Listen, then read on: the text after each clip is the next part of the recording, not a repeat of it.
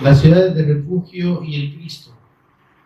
Meditación número 6 de este tema, discipulado número 64 del libro de Deuteronomio. Deuteronomio 19, versículos 7 al 9. Me dice amén si ya lo tenemos y lo leemos juntos. Amados, amén.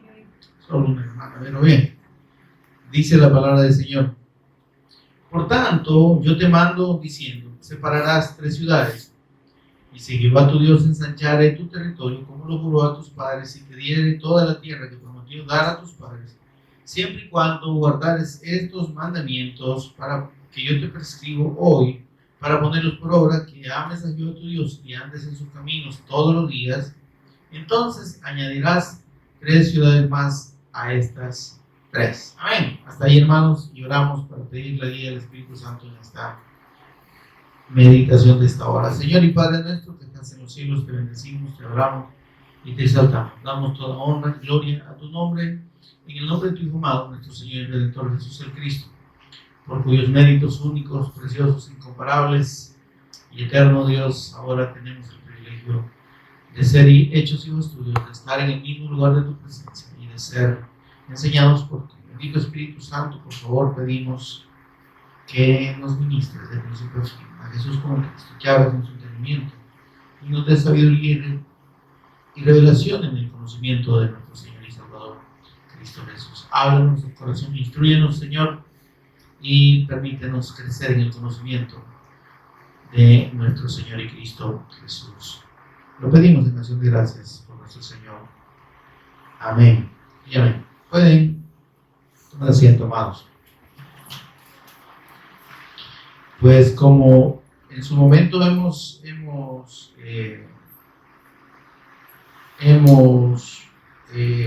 señalado, Dios mandó, como vimos aquí, al pueblo de Israel, a Moisés, ¿verdad?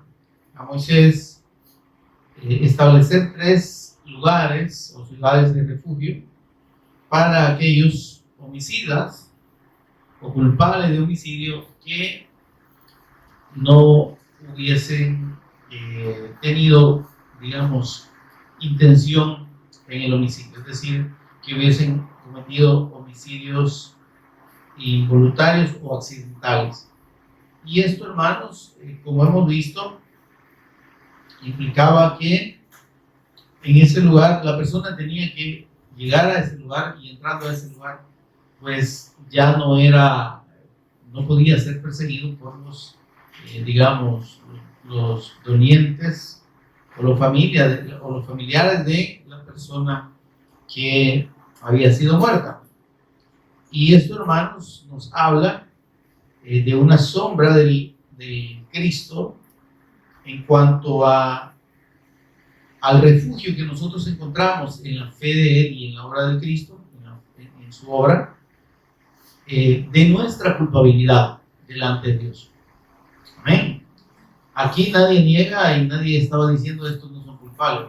El que huía ahí a refugiarse era porque sí, había cometido un homicidio, pero que para el caso, aunque fuese involuntario, lo hacía reo de muerte, es decir, estaba bajo sentencia de muerte por parte de las personas que eran la familia del difunto. Entonces, pero estas ciudades tenían una característica, y es que quien se refugiaba ahí podía estar libre de persecución y de culpa únicamente dentro de los límites de estas ciudades. Salido de ahí, no se garantizaba la seguridad de ellos, ¿verdad? Y entonces, pero había digamos, una situación definitiva en cuanto a la extinción de la culpa, solo hasta que el sacerdote que estuviese vivo en el momento en que ese homicidio sucedía si ese sacerdote moría, entonces ahí había una exoneración definitiva de esa culpa. El que se había refugiado ahí podía salir con toda libertad, regresar a su casa con su familia y no podía ser perseguido, ni mucho menos muerto por los vengadores, como le llama la escritura, los vengadores de la sangre. Entonces, mis amados, todo esto nos lleva a la conclusión de lo que Dios estaba anunciando y de lo que Él nos estaba indicando acerca de nuestra condición para con el Cristo. Amén. Lo que Él significa para nosotros. Amén. En nuestra condición de culpabilidad, indiscutiblemente, solo podemos ser libres de la muerte, ¿verdad?, que produce el pecado. El pecado en este caso está, representado por el hecho del homicidio, ¿no? Entonces, ese homicidio, aunque sea involuntario, hermanos, hace culpable de muerte al que lo cometió. Amén. ¿Qué nos está diciendo ahí? Es esa condición nuestra pecaminosa, aunque nosotros no hayamos querido, ¿entienden? Aunque no lo queramos, nosotros delante de Dios, dice la Escritura que todos hemos sido fuimos constituidos pecadores, ¿verdad? Por la transgresión de uno, dice, vino la condenación a todos los hombres. Entonces, en Adán nosotros nos volvemos culpables, por así decirlo involuntario. Amén, porque la gente puede decir, alguien puede decir, ¿yo qué culpa, verdad? Si yo no estuve allá, pues yo no desobedecí a Dios, yo no fui incrédulo al pacto, a la palabra de Dios, ¿verdad? Entonces, ¿y yo qué culpa? Es correcto. Sin embargo, la culpa existe. Amén. La culpabilidad está ya determinada desde el momento en que hubo una infracción a la ley de Dios, un quebrantamiento del pacto. Amén. Entonces, dice la Escritura, por cuanto todos pecaron y están destituidos de la gloria de Dios. Esa condición la tenemos todos los seres humanos. Entonces, nos consideremos culpables o no, ¿verdad? Hayamos cometido propiamente pecados visibles o no. Está conmigo, hermano. Alguien puede decir, no, si yo nací en una familia religiosa, yo todo el día fui a la iglesia, yo nunca he matado a nadie, yo nunca he hecho cosas, maldades grandes, ¿verdad? Ok, sí. Pero eso no quita la condición de pecado. ¿Se entiende, hermano? Entonces, no es la condición propiamente de una culpa directa, sino el hecho de que nacimos bajo pecado, ¿verdad? Dice la Escritura, no hay justo ni aun uno, no hay quien haga lo bueno, no hay ni siquiera uno. Delante de Dios nadie puede ser justificado y decir, yo soy bueno. Amén. El único bueno, por eso dijo el Señor Jesús, ninguno hay bueno, solo Dios. Ningún ser humano puede considerarse bueno. Cuando la Escritura dice que Dios hace salir su sol sobre buenos y malos, no se refiere a por sí mismo, ¿verdad? Los buenos por sí mismos. Los buenos son aquellos que para Dios han sido justificados en la fe del Cristo. Y para eso es esta figura del refugio, ¿no? Entonces, justos e injustos. Justo es aquel, dice, bienaventurado aquel hombre que Dios dice no inculpa de pecado. Bienaventurado el varón, ¿verdad? Que no es inculpado de pecado delante de Dios, es decir, el que ha sido justificado por la fe en el pacto. La fe en este caso, en esa promesa que fue dada desde Adán. Miren, recordemos esto, por favor. Adán y Eva traspasaron el pacto. Fueron incrédulos a la palabra y la desobedecieron. Amén. ¿Cuál fue el pecado original? El pecado original fue y es, hermanos, la incredulidad a la palabra. Porque por ser incrédulos a la palabra, desobedecieron. Es decir, si nosotros decimos que el pecado es la desobediencia, ¿por qué desobedecieron? ¿Se entiende? Desobedecieron por incrédulos. Antes de ser desobedientes, fueron incrédulos. Si a usted le dicen, mira, dicen que si botas basura aquí, te van a poner una multa. Entonces, y usted dice, no, yo no creo.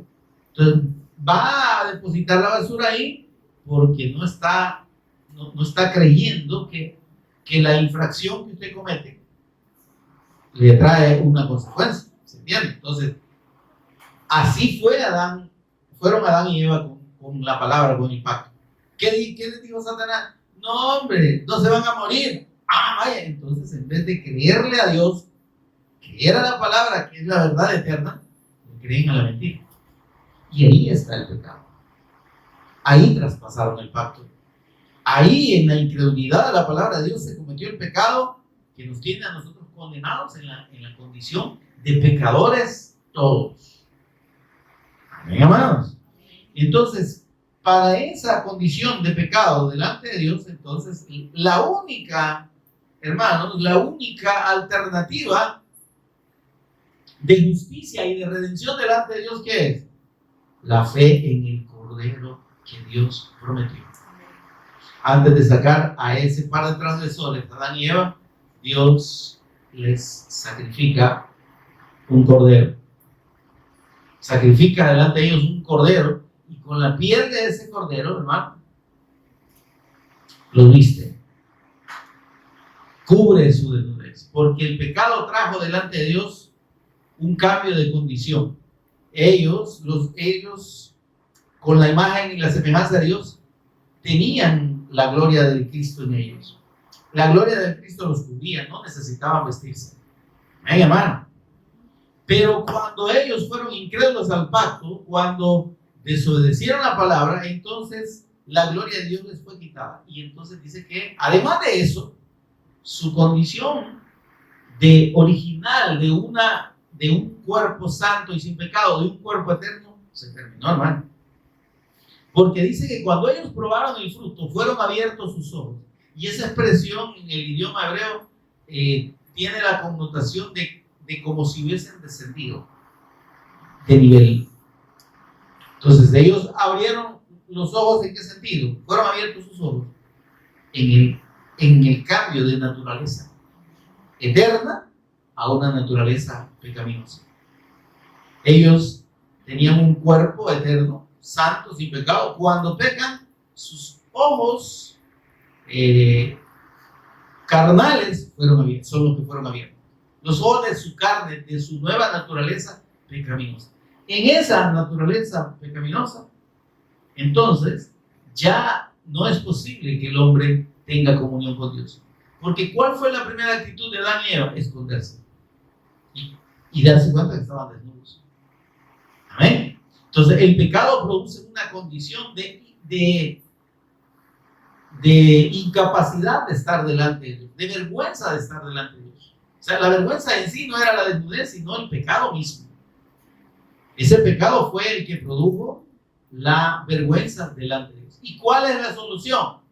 Dios mata a un cordero, lo sacrifica en frente de ellos y les promete un cordero que ha de pagar por el pecado de una manera definitiva. En tanto ese cordero no llegara, Dios dice, ustedes tienen que sacrificar delante de mí esos corderos, derramar su sangre como una señal de fe en la promesa de ese cordero. ¿Se entiende, hermano?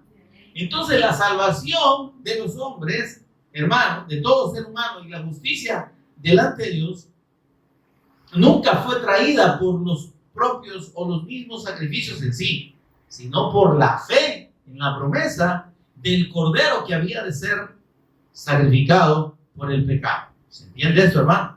De modo que cuando Caín y Abel crecen, ¿verdad? Caín fue el primogénito, Abel fue el segundo.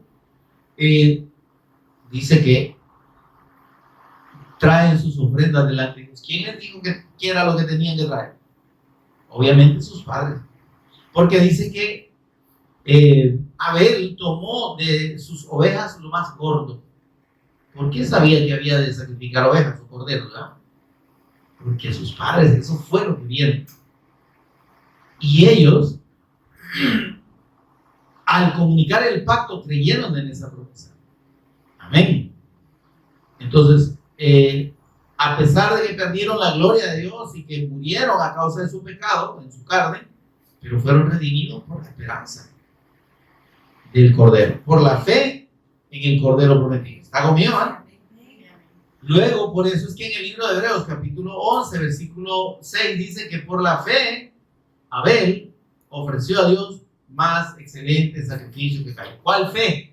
¿Verdad que no fue por ganas de matar a un animalito? No fue porque él pensara que matando al animal Dios iba a agradar. Es que Dios no se agrada de la muerte propiamente de un animal inocente. Lo que Dios está diciendo es que precisamente era la sangre de un ser inocente, sin pecado, el que podía pagar por el pecado, por los culpables. Amén. Entonces, no era en sí la muerte, sino el acto de fe en la promesa de ese Cordero santo y sin mancha. Amén, amados, ¿se entiende?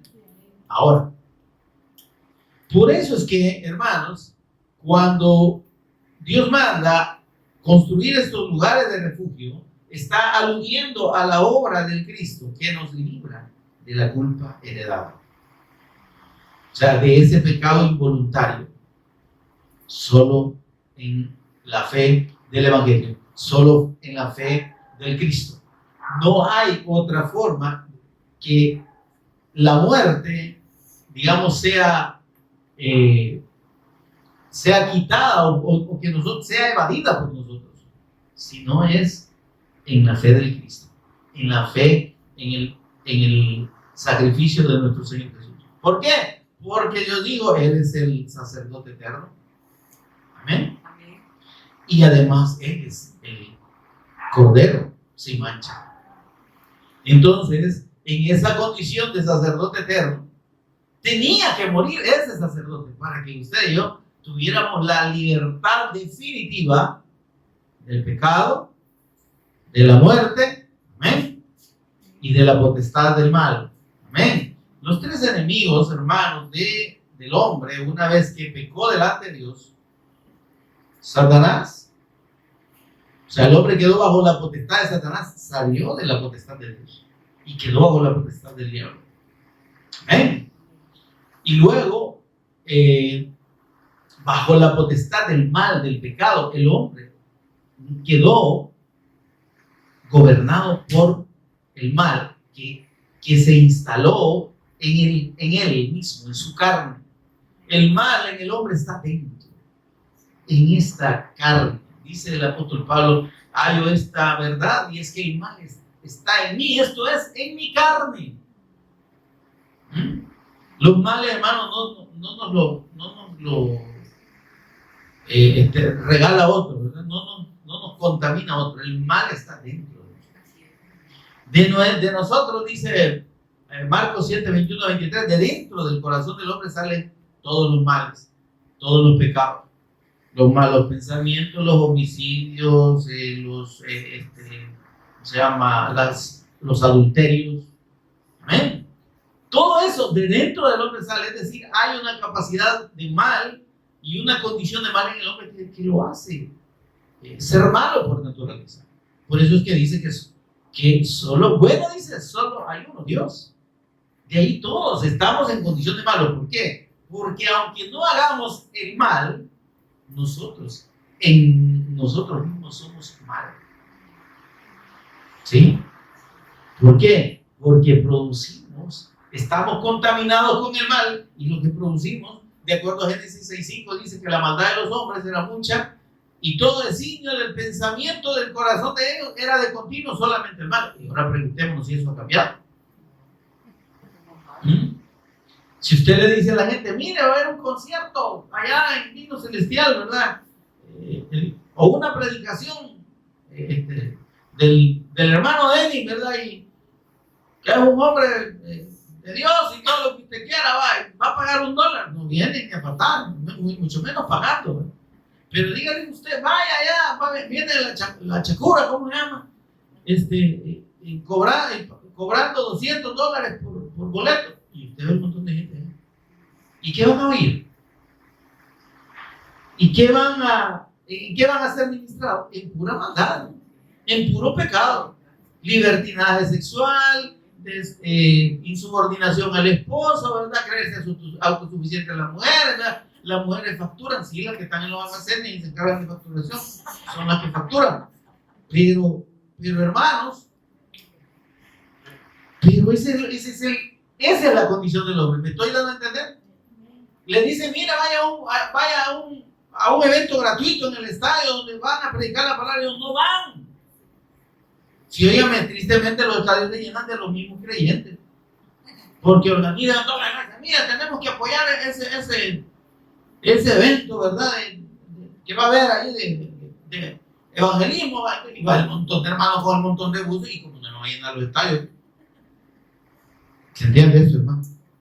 Entonces, en realidad, la gente, por sí mismo, en su naturaleza natural, os digo, valga la redundancia, en su condición natural de pecado, no busca a Dios. Si es que así dice, no hay quien busque a Dios, no hay quien haga lo bueno, no hay ni siquiera uno. Amén, hermano. Se está entendiendo la necesidad que hay en el hombre de refugiarse únicamente en la fe del Cristo y en la obra del Cristo para ser libre de la muerte, para que su condición de pecado y de pecador sea cambiada, de culpable delante de Dios. El que se metía ahí a esa ciudad era culpable, pero al entrar ahí pasaba como de nuevo. Y qué bonito, cuando moría el sacerdote quedaba como que nunca hubiera cometido un homicidio, como que nunca hubiera sido culpable. Esa es la obra del Cristo a favor de nosotros. Su muerte expiatoria nos libra definitivamente delante de Dios del pecado, de la culpa del pecado, aunque somos culpables. Pero la fe, óigame, no así lo que podamos hacer nosotros, no, la fe en la obra del Cristo y en la persona del Cristo nos quita la condición de pecadores delante de Él. Nos libra de la muerte. O sea, somos culpables, somos dignos de muerte, pero en la fe del Cristo recibimos vida. Amén. Entonces, ese detalle es importante que nosotros lo tengamos presente, y por eso es que Dios dice, me van a construir 6 ciudades, dice. Van a partir en 6, digamos, como distritos, ¿verdad? El país. Y yo les voy a... Y vuelvo a la explicación del número de ciudades. El número 6 es un número de hombre. Y eso hace referencia a la obra del Cristo en su condición de hombre, ¿sí? Porque Él vino como en forma de hombre, no igual a los hombres. Amén. Pero dice que Él es el hombre, el segundo Adán, el hombre perfecto. Amén. Porque Él es el único nacido sin pecado después de Adán. Amén. Entonces, en esa condición del Cristo, de hombre santo, sin pecado, siendo Dios, que tomó forma de hombre, que habitó en un cuerpo de hombre, pero sin pecado, entonces, este número 6 de las 6 ciudades hace referencia a esa obra del Cristo en su condición de hombre. ¿Qué nos trajo la obra del Cristo en su condición de hombre? O sea, la consumación de la redención eterna. La consumación de la obra del Cristo en la cruz y mediante la resurrección tiene todos estos efectos que hemos estado viendo, lo que ya lo vimos en las primeras 3 ciudades, ¿verdad? ¿Cuáles eran las primeras 3 ciudades? Veo que ustedes traen sus apuntes ahí, los felicito. Becer, Ramot y Golán, ¿verdad? En Becer hablamos de fortaleza, ¿sí? Que aunque nosotros somos débiles, nos volvemos fuertes, pero en el Cristo. Amén. Ramot nos habla de altura, que en la fe del Cristo nosotros somos sacados del nivel terrenal a un nivel espiritual. Amén. Y en el Cristo es la única manera que podemos trascender de lo terrenal a lo eterno, a lo espiritual. Amén. Y luego Golán, que habla del gozo, de la gran redención que tenemos en el Cristo y del gozo que produce Él. Y cómo, hermanos, el Señor nos confirma que el gozo eterno nuestro solo puede estar precisamente en la gran redención, en la salvación, en la obra redentora de Cristo a favor de nosotros, que nos ha hecho salvos. Y yo decía algo como esto, que lo quiero recalcar. Si para nosotros la obra de Cristo no produce gozo y no es lo más grande, hermano, no hemos creído en el Evangelio. Sí. Porque definitivamente, hermanos, después de haber recibido la revelación de la fe en el Evangelio de parte de Dios, porque Él es el que abrió nuestros ojos, Él nos reveló a su Hijo, Él nos dio la fe para creer en Él, pero después de darnos ese regalo tan grande, ¿qué más podemos anhelar? Decía David, fuera de ti no deseo nada en la tierra. Y David era un rey. David tenía las comodidades imaginables en aquel tiempo, las mejores comodidades en su tiempo. Era reverenciado y todo lo demás, pero decía él, es que tú eres realmente lo más grande para mí. Fuera de ti no deseo nada en la tierra. Entonces, para nosotros es igual el gozo de tu salvación. Decía, no quites de mí tu Santo Espíritu, vuélveme el gozo de tu salvación, porque lo que le daba vida a David, como nos da vida a todos los que creemos, es la salvación. Amén. El gozo de la salvación, sabernos redimidos, hermano. Es que si usted, hermano, dice que es creyente cristiano evangélico y usted no está seguro de su salvación, si usted no está seguro de su condición de redimido, usted no ha creído, ¿verdad? Por más que entienda que Jesús es el Cristo, por más que entienda que Jesús es Rey, sacerdote y profeta eterno de Dios, por más que entienda la obra del Cristo, pero si para usted esa realidad no existe, esa seguridad no está en usted, de que mediante la fe en la persona y obra del Cristo, usted es un hijo de Dios. Usted está en comunión con Dios. Amén. Usted ha pasado de muerte a vida. Usted ha recibido la vida eterna. Si eso no está marcado y firme en su corazón y en su espíritu, usted no ha creído. Mira, hay mucha gente que dice que cree en Jesús, pero cuando le dicen, mire, y usted sabe, eso nadie lo sabe. Bueno, usted tal vez no lo sabrá, pero hay muchos que sí lo sabemos. Hay muchos que sí estamos seguros. Como dice el apóstol Pablo, ¿en quién hemos creído? Y que es poderoso para guardar nuestro depósito. ¿Cuál es el depósito? El depósito de nuestra fe en Él, hasta el día de la venida, de su venida por nosotros.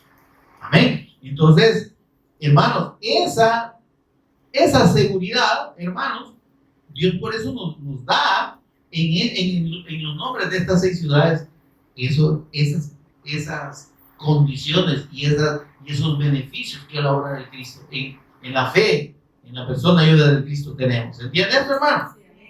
Entonces, nos faltan las 3 ciudades que están ahí referidas en el versículo 9. Dice, añadirás 3 ciudades más a estas 3. ¿Dónde están señaladas estas 3 ciudades? Josué 20, 7 y 8. Josué 20, 7 y 8.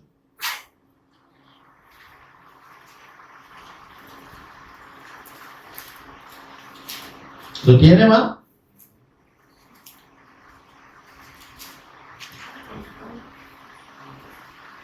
Pero en el versículo 7 están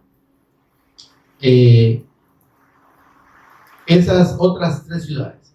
Entonces señalaron, dice, a sedes en Galilea, amén, en el monte de Neftalí, Siquem, en el monte de Efraín, y Kiriat Arba, que es Hebrón, en el monte de Judá. Y mire qué es significativo lo que tiene que ver con las tribus, ¿verdad? ¿Se acuerda de Galilea? ¿Qué tiene que ver Galilea con la obra de Cristo? ¿Cómo fue conocido el Señor? ¿verdad? Exacto. Él habitó en esa ciudad, ¿verdad? Entonces, luego tenemos ahí Efraín, ¿verdad? Que tiene que ver con los dos hijos de José, que alcanzaron herencia con los hijos de Jacob, de Israel. Amén. Y luego el último que dice el monte de Judá, Hebrón. Y Judá es la tribu de donde viene y donde nace el Cristo. Amén. Aún en eso Dios está hablando. Amén. Ahora vamos a la cuarta ciudad, hermano, que es Cedes. Amén. Y el significado de esta ciudad es santuario o lugar santo. Amén. ¿Está conmigo? Entonces, ¿a qué hace referencia este nombre y a esta condición de santuario o lugar santo? Lo que el Cristo significa para nosotros. Amén. Él es el santuario de Dios. Él es el templo. Él es el tabernáculo. Amén, amado.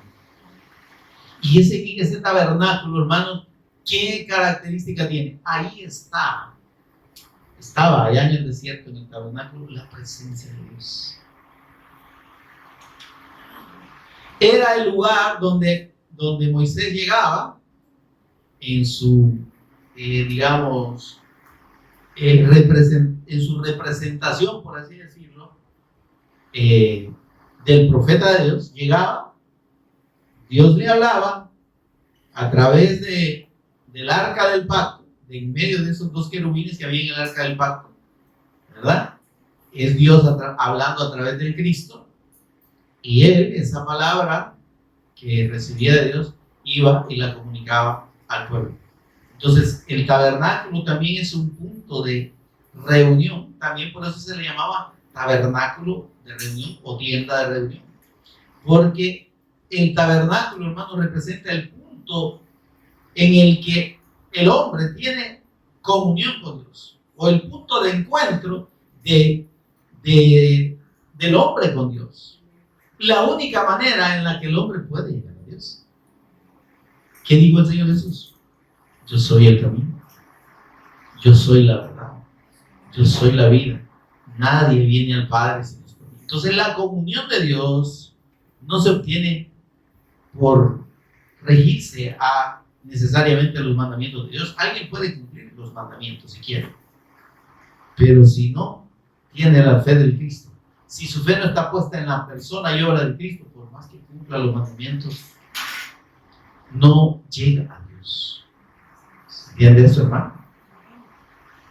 Y esto nosotros lo podemos ver ejemplificado en la realidad espiritual que tenía Nicodemo, un maestro de la ley, un hombre que enseñaba, conocía la Torá, hermano.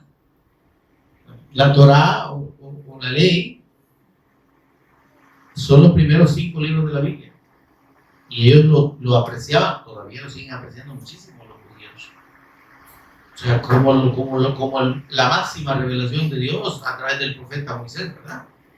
Entonces, y sobre la ley, le digo, han hecho ellos han sacado tanto análisis y han sacado tanta reflexión, ¿verdad? Y tienen un libro solo de reflexiones y de digamos, meditaciones sobre la Torá, ¿verdad? Creo que se llama Mishnah.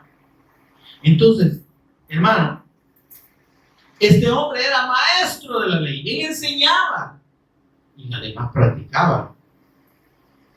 Lo practicaba y en teoría se sometía al cumplimiento cumplimiento de todos los mandamientos de la ley. Pero fíjese que viene Jesús de noche, al Señor Jesús de noche, y le dice, ahí en el capítulo 3 de Juan, usted ya en sus ratos de ocio, cuando llegue antes de acostarse en su casa, lo va a leer tranquilamente.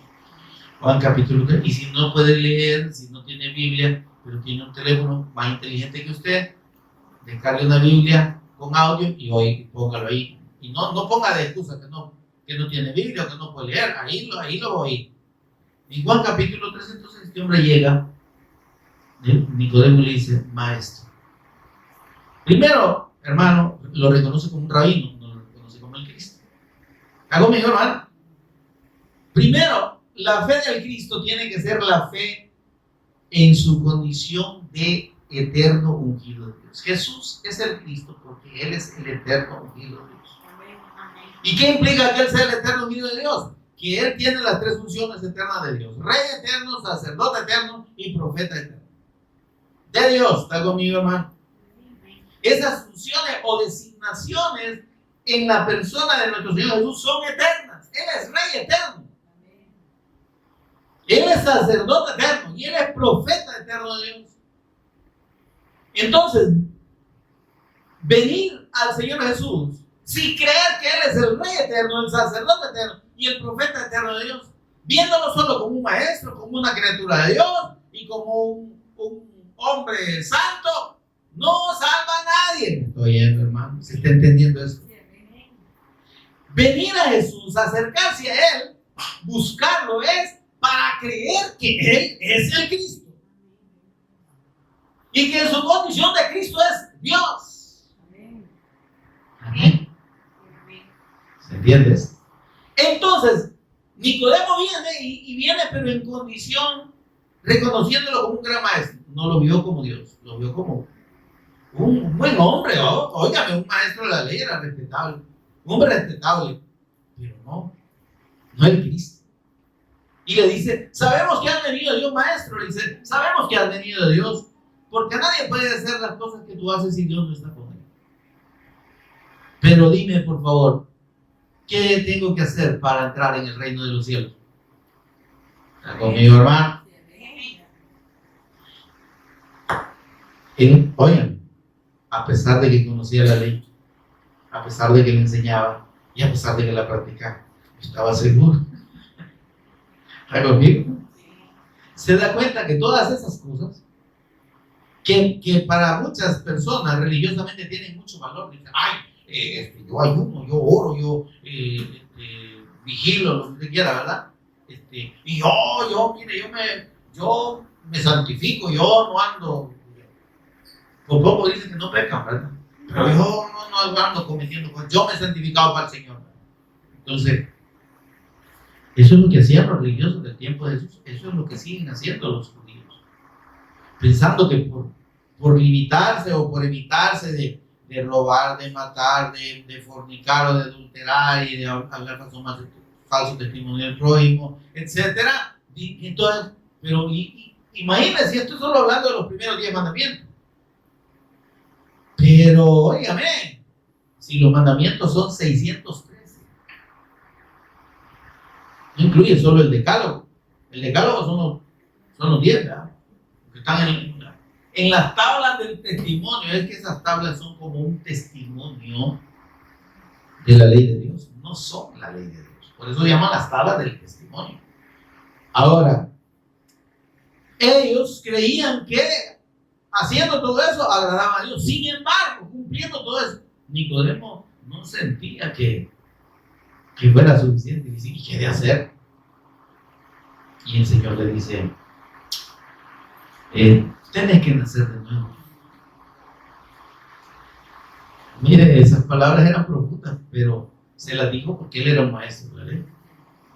Y él debía entender que un nuevo nacimiento implicaba la promesa de Dios por medio del profeta Ezequiel en el capítulo 36, los versículos 25 al 27, que dice el Señor, os daré un corazón nuevo y un espíritu nuevo.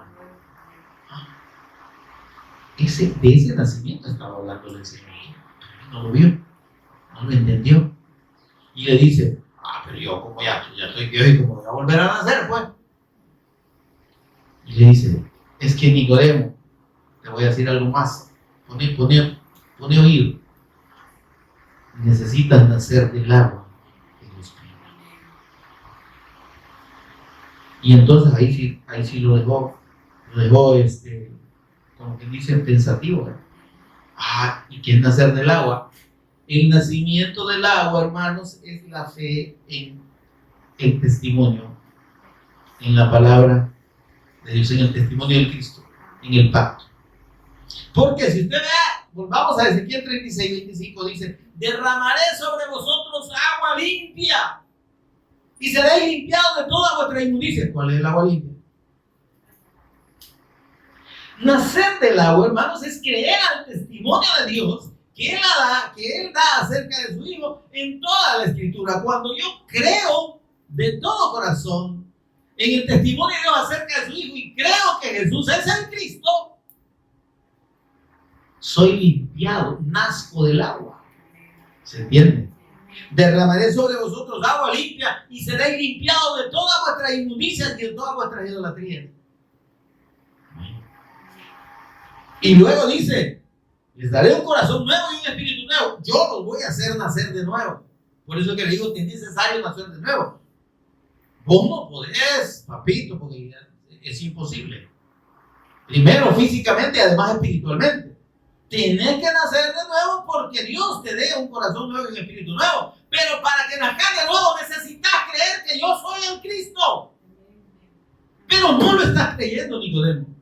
Así le está pasando a millones de personas en este tiempo. Creen en Jesús, pero no como el Cristo. ¿Verdad? El carpintero tu tío, tu abuelito también. No, Jesús es Dios. Jesús es Señor y Cristo. Amén. Entonces, si yo no creo en la persona del Señor Jesús correctamente, no me salvo, hermano. De nada me sirve conocer la Escritura, de nada me sirve ser pastor, enseñar, si yo no creo. Nicodemo era un maestro de la ley, un conocedor profundo de los mandamientos, los enseñaba, los practicaba, pero no había creído que Jesús era el Cristo. El testimonio que Dios da en toda la ley es acerca del Cristo. Juan 5, 45 al 47 le dice el Señor a esos conocedores y maestros de la ley: yo no los voy a acusar delante del Padre. A ustedes, ¿quién los va a acusar en la ley? Moisés, en la cual ustedes han puesto su esperanza. Pero la ley no es para que ustedes se confíen de la ley y para que piensen que obedeciéndola se salvan. No, es para que crean. Si creyerais en la ley, les dice el Señor, creeríais en mí.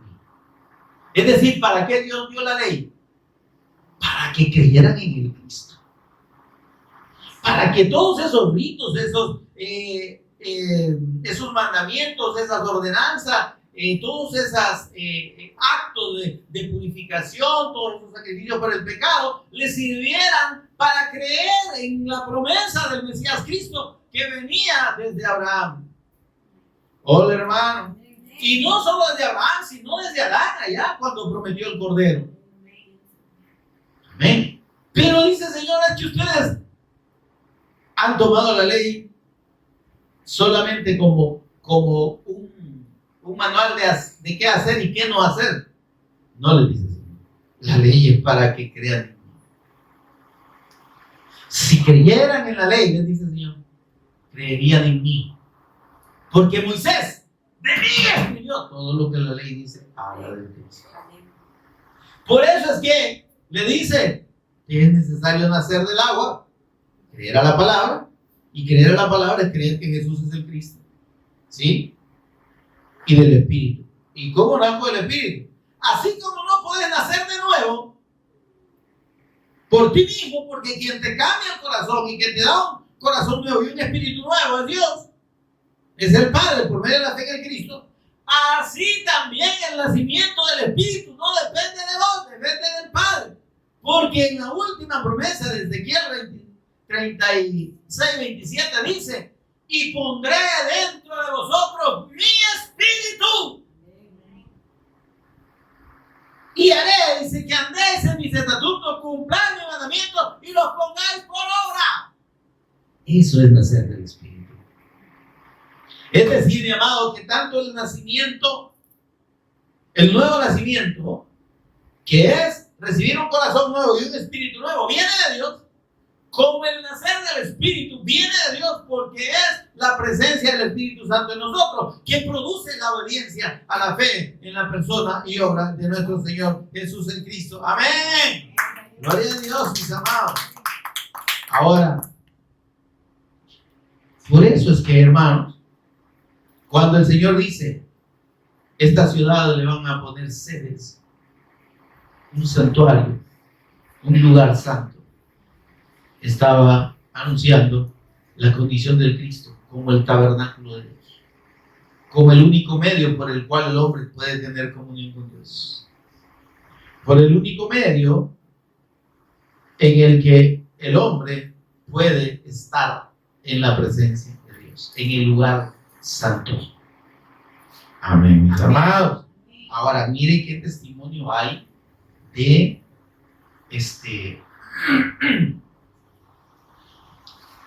de esa condición del Cristo como tabernáculo. Vamos a Salmos 27:5, por favor.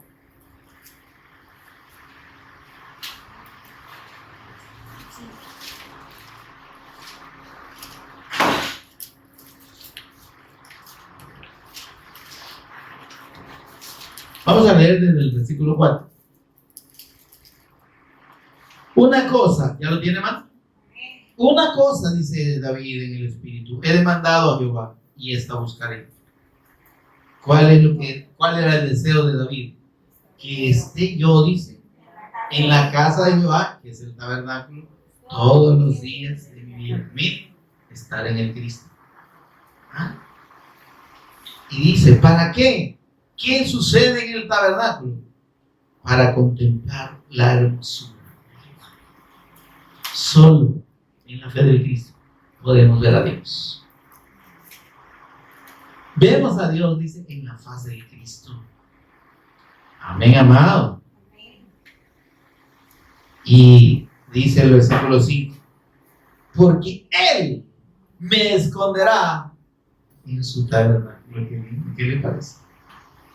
Es que imagínense esta expresión que Dios le da a David en el Espíritu. Él me esconderá en su tabernáculo. ¿Por qué esconderlo, hermano? Porque, óyame, solo ahí podemos tener comunión con Dios. Solo ahí somos santificados. Estar en el lugar santo es, hermanos, acceder a la presencia de Dios por la santidad del Cristo.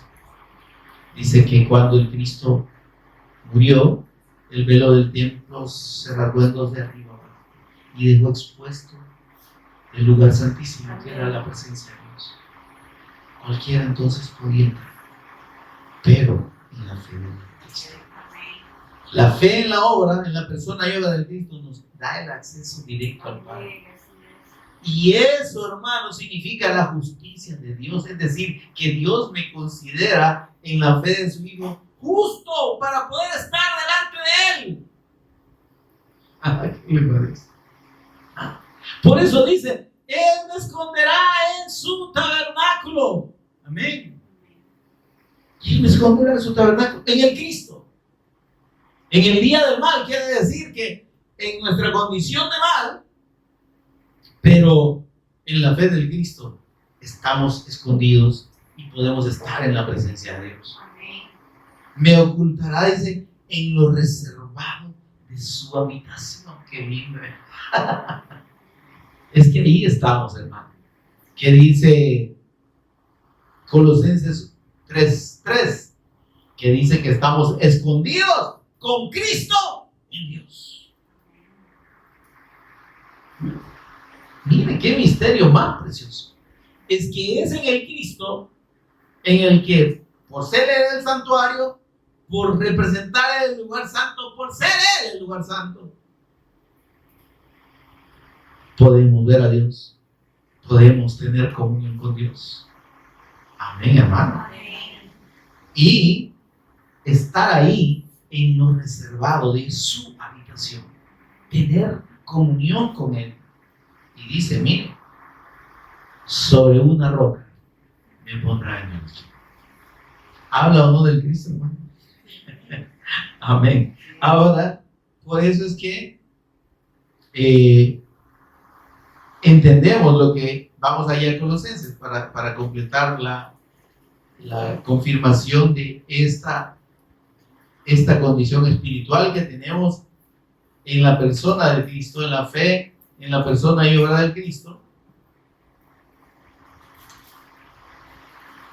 de estar en el lugar santo, de estar en el santuario de Dios, de estar en la misma presencia de Dios, hermanos, y no por nuestra dignidad. Para muchas personas religiosas, mis amados,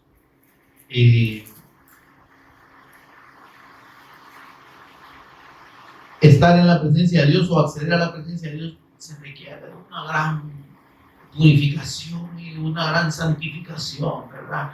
Y si hay un montón y si ahora un montón, usted entra a la presencia de Dios. Si se levanta a las 3 de la mañana, si Dios no tiene horario. Perdónenme, esas son creencias religiosas. Hermano, es que la oración de las 3 de la mañana es poderosa. Vaya, no había que el poder era de la oración, no era de Dios. El poderoso es Dios, es la oración. La oración poderosa no es la de las 3, no.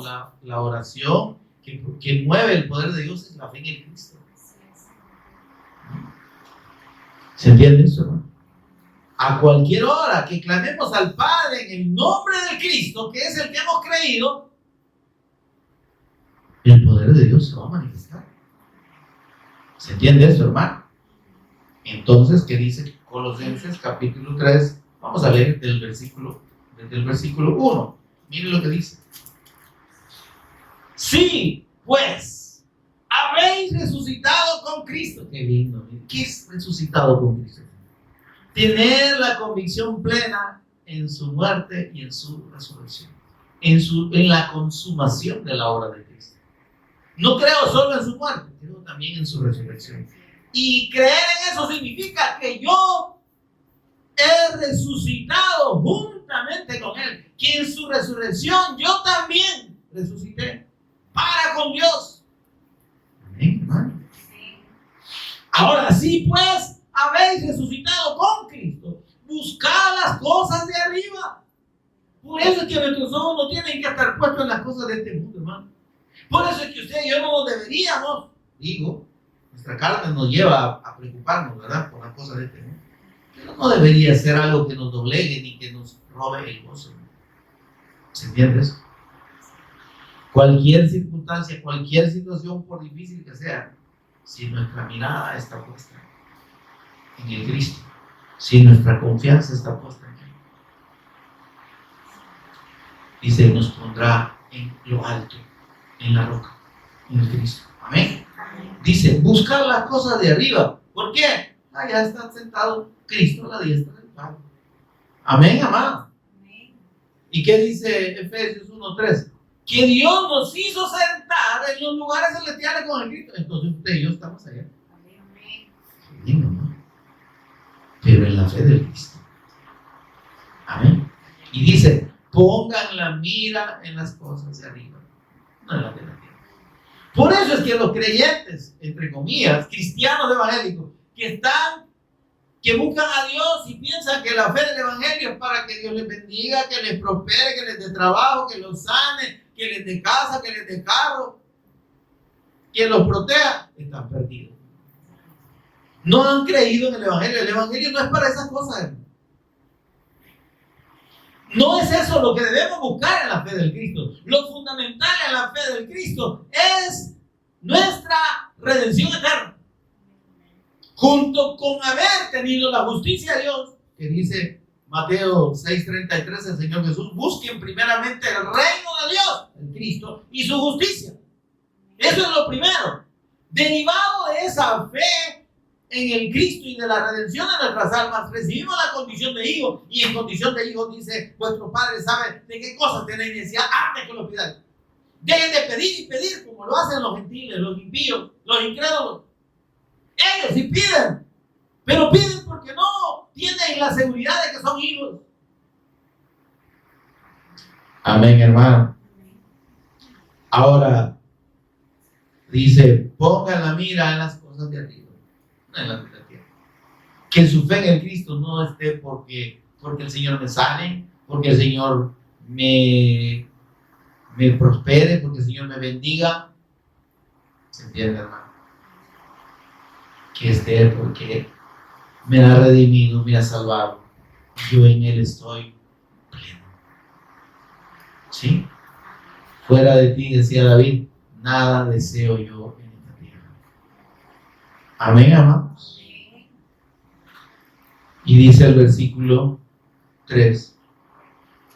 Porque habéis muerto. Ahí está el detalle, hermano. Que cuando nosotros ponemos nuestra fe en el Cristo, nuestra carne tiene que morir. Amén. Haber resucitado con Cristo significa que primero morimos. Morimos a nuestros propios deseos. Morimos a nuestros propios argumentos y pensamientos religiosos. ¿Sí?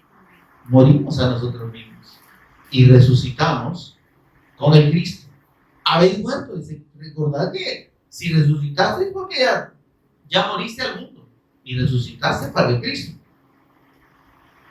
Y vuestra vida, en esa muerte al mundo, en esa muerte a nosotros mismos y en la resurrección con el Cristo, nuestra vida está escondida con el Cristo en Dios. Eso es lo que David dijo ahí. Él me esconderá en el día del mal en su tabernáculo y en lo reservado de su casa me tendrá. Qué bendición, ¿verdad? Estar en el Cristo, hermanos, tener la fe de que Él es el eterno Hijo de Dios, que Él es nuestro Señor y Redentor, significa que Él es el único que nos pone en comunión con Dios. Él es el santuario de Dios, Él es el tabernáculo de Dios. Por medio de Él tenemos comunión con el Padre. Y no solo eso, sino que tenemos habitación y morada eterna con Dios. Y no solo eso, sino que estamos escondidos en el Cristo para con Dios.